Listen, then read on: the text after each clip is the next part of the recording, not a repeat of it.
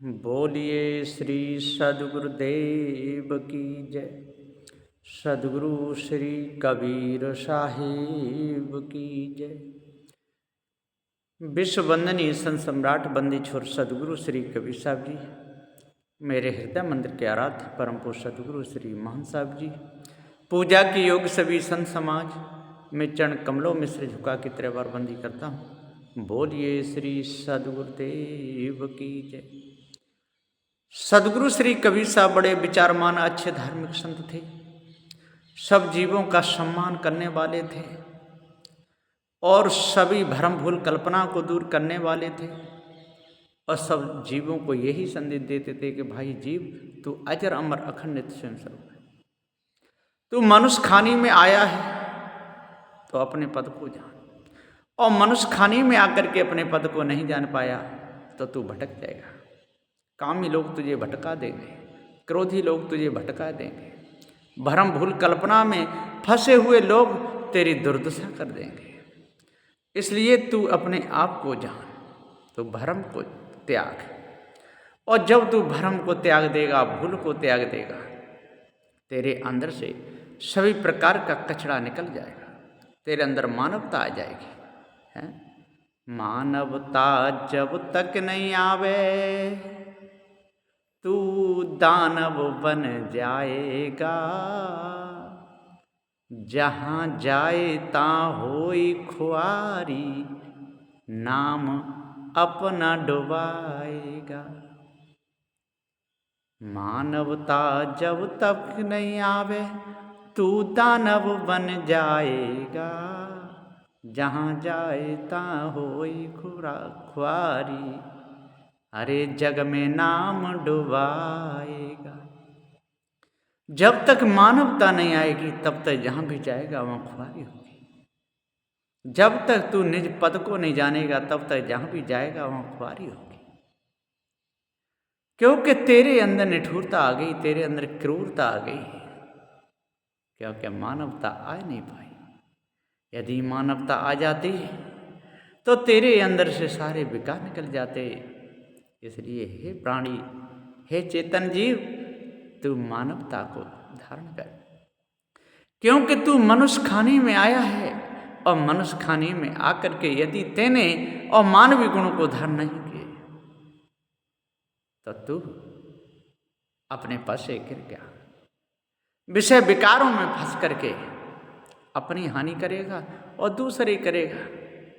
और सद्गुरु श्री कबीर साहब के सिद्धांत में भी आकर के यदि पारक ज्ञान तेरे को समझ में नहीं आया तो तू पारक सिद्धांत को आत्म सिद्धांत में भी मिला सकता है, ब्रह्म सिद्धांत में भी मिला सकता है।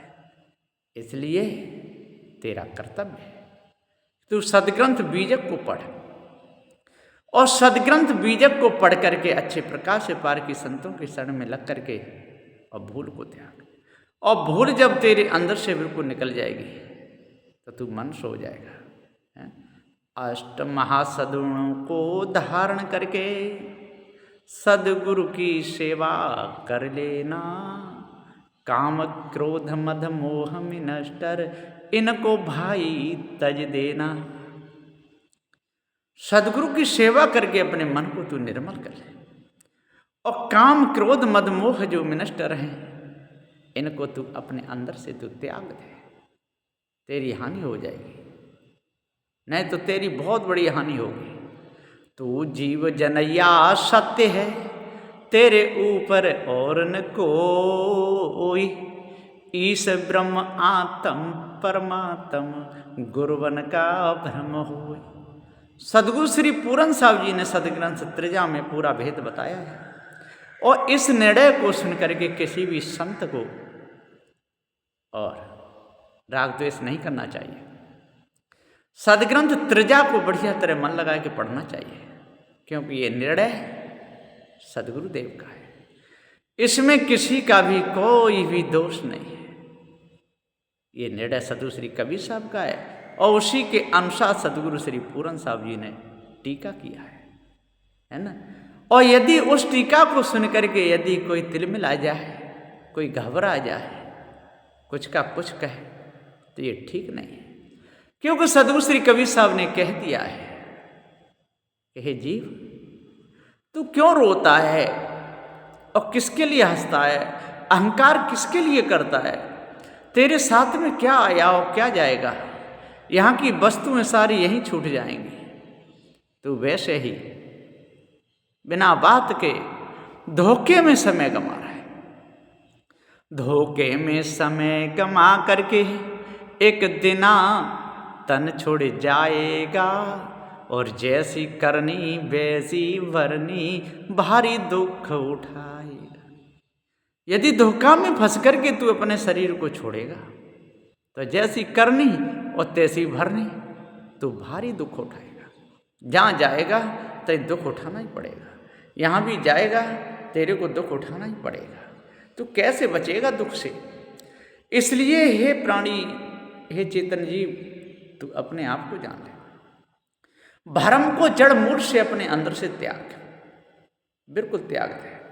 अष्टमासों को धारण करके 10 दोष दूर तू कर देना, पारखी गुरु के चरण कमल में अपना माथा धर देना। अष्टमासों को धारण करके 10 दोषों को तू तज देना, और पारखी गुरु की सेवा करके भव सागर से तर जाना। क्योंकि तरने की एक यही जगह है और कोई नहीं है। नदी नालों को पूजत डोले, जड़ को शीस झुकाएगा। चेतन पूजा के बिना हे नर भटक भटक मर जाएगा। नदी नालों को पूजत डोले, मिथ्या जन्म गमाएगा। चेतन पूजा के बिना हे नर प्राणी तू भटक भटक मर जाएगा। है? आत्म ज्ञान नहीं है तेरा, तू कान खोल कर सुन लेना। पारख ज्ञान दिया गुरुवर ने, उसे हृदय में धर लेना। तेरा आत्म ज्ञान नहीं है, तेरा ब्रह्म ज्ञान नहीं है, क्योंकि ब्रह्म कोई वस्तु नहीं, आत्म कोई वस्तु नहीं, और ये चेतन जीव वस्तु है। ये चेतन जीव अजर अमर अखंड नित्य स्वयं स्वरूप है, ये वस्तु है। इसके ऊपर कोई इस ब्रह्मात्म परमात्मा नहीं है। योग समाधि करें मुनीश्वर, तालु जीव टिकाते हैं। अनहद बाजे फूल कमल के, देख देख मर जाते। ये सब